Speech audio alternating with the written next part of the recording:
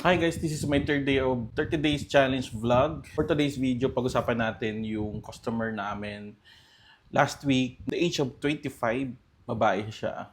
She started her own online business. Gusto ko lang sabihin sa inyo na nakaka-proud, nakaka-inspire siya kasi at the very young age, talaga namang pinasok yun yung pagbe-business. Despite of the situation na nangyari ngayon dito, mas pinili niyang mag-open ng kanyang sariling online store. Kasi bakit? Marami naman talagang opportunity kapag sa mga ganitong situation.